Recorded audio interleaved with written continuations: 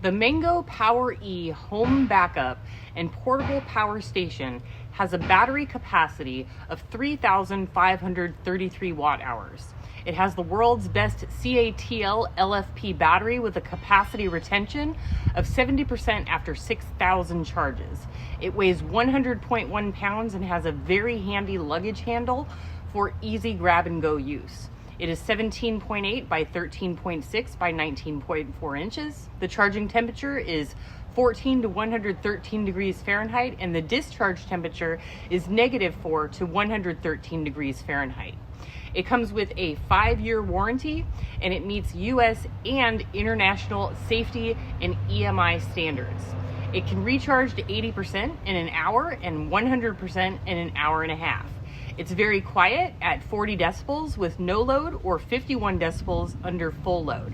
It is rated IP21, and you have the option of expanding the battery all the way up to 7,066 watt hours, which can also expand the power by 2 to 6,000 watts. You do also have the option of purchasing an M-Socket Pro or an M panel, which are sold separately, that can give you an output of 240 volts, split phase of 6,000 watts. You have a few charging methods for this unit. That's going to include the solar, AC input, EV charger, or generator. The AC maxes out at 3,000 watts, so be sure that you are using an output with high amperage when you're charging the unit. The solar is a maximum of 2,000 watts. Please keep in mind that the Mango Power E does allow for pass-through generation that you are going to need to be activating by turning on the backup function on the main screen. This will allow the unit to charge at the same time that you are powering other devices.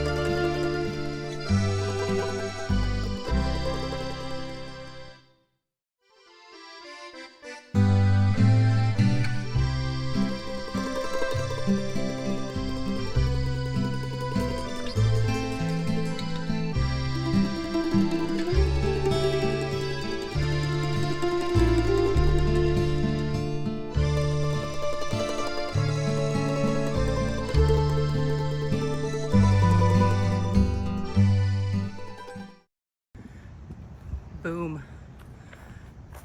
Artichoke, rosemary, artichoke, mum, roses, mum, rosemary, mum, artichoke. That's a really big improvement. Maybe I'll put a border on it. I haven't decided yet. And no, I did not want it to be straight. So pretty. Almost as pretty as you, little one. The Mango Power E does have the high-tech option of Bluetooth and Wi-Fi, which I do not use personally. I do prefer a more hands-on approach, but if that is your thing, then the option is going to be there.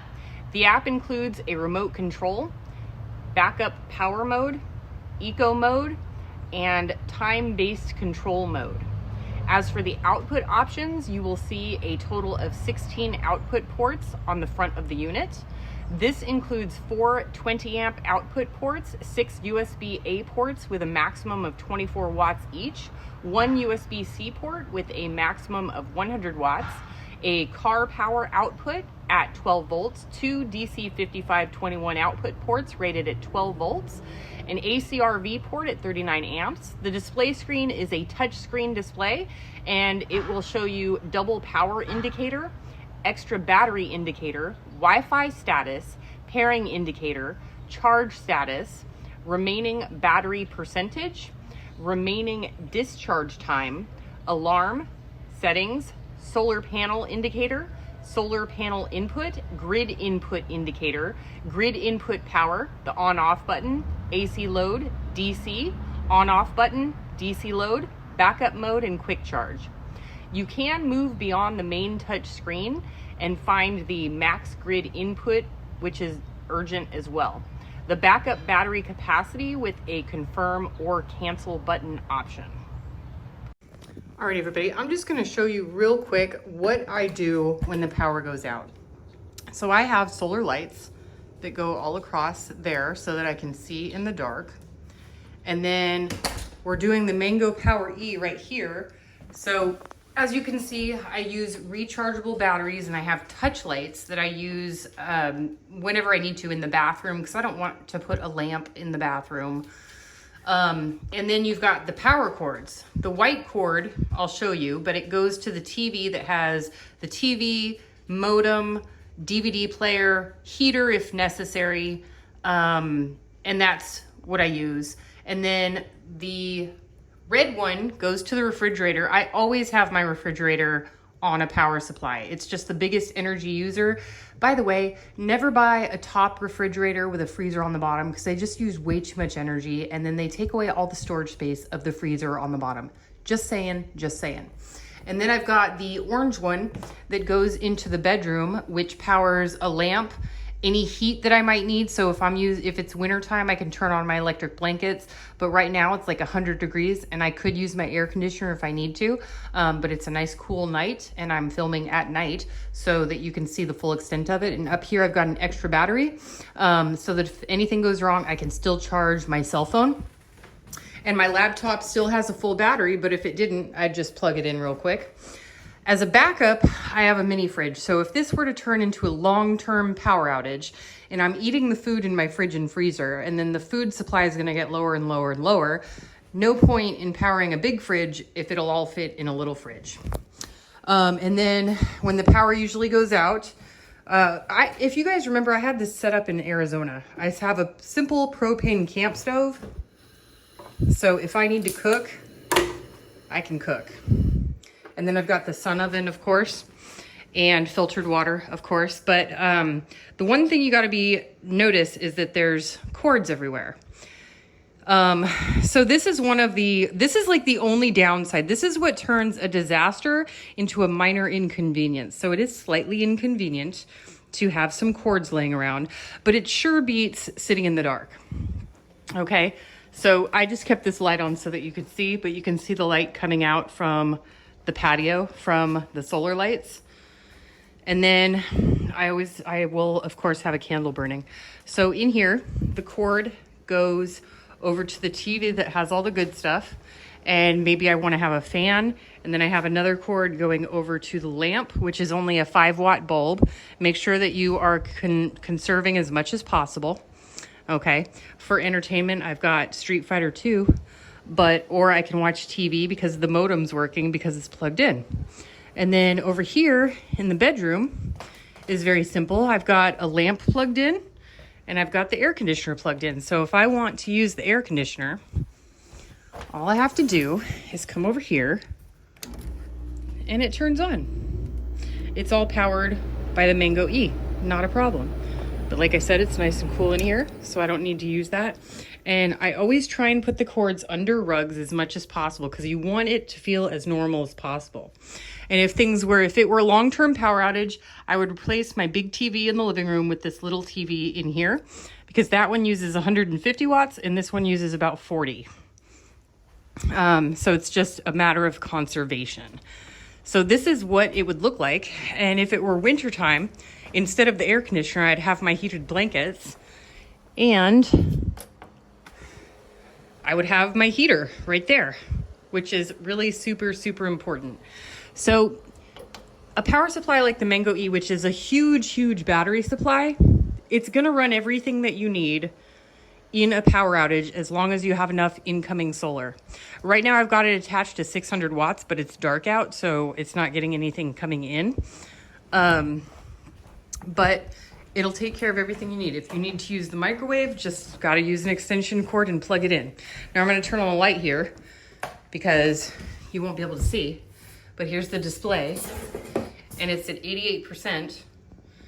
And it's gonna easily go out. If I were to, I mean, I'm gonna turn off the lamps and stuff like that, but you know, really not that hard. The only mild inconvenience is the extension cords. And by the way, I wouldn't complain about the extension cords because people just say, you need to get a switch on your panel. And I've contacted every electrician I know, and no electrician will do it unless you have a backup battery supply that they can hook it to, and they want to charge between $8,000 and $9,000 just to put a switch in. And I am not a do-it-yourselfer electrician because I like my house to not be on fire. So this is a huge thing. If you're using it for power outages, why would you? It's $9,000 is a really high price tag for a minor inconvenience. And this will also do a lot of off-grid. If this were going to be a long-term scenario, of course, I would take them and then put them all up against the wall and make it nice and fancy so you wouldn't even see them. But that is not my prerogative. This is for emergencies for me because I already have solar on my house. Another thing, California charges 42 cents per kilowatt hour. If this house was not purchased with solar, it came with solar. If it did not come with solar, I would literally be working off of generators and extension cords. One like the Mango E that has a really big battery bank. So, and I would have all the cords up against the walls, hidden under rugs and everything else because I would have no other choice. I was just talking to a man today who lives on a farm. I was telling him my dryer, and he said that his bill, get this, his electric bill was $3,000 this month.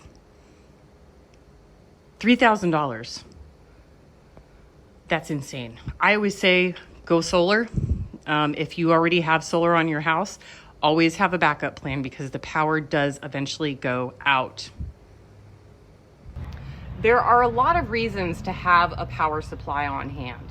This is a vital prepper tool when the power goes out. If you have ever tested yourself without power or electricity, you will easily find out that it is nearly impossible to keep food from spoiling. It is really difficult to do laundry or even heat up enough water to take a shower. With a unit like this, you can do it all. You can power your entire house. Everything from a heater or an air conditioner, computers and phones for communication, and television for simple morale. You can brew your favorite cup of coffee and put in a DVD to watch a movie, or you can even keep your modem running while you're using online streaming. These are among the most basic of things. You can use them to charge an e-bike when the gas pumps aren't working. You can use them during a hurricane or a tornado. You can use an electric hot plate to cook your food, or you can plug in a heated blanket to keep warm. There are endless power needs in the modern home. When the power is out, or if you are doing something as simple as camping or staying in an RV, the Mango will take care of all of your needs.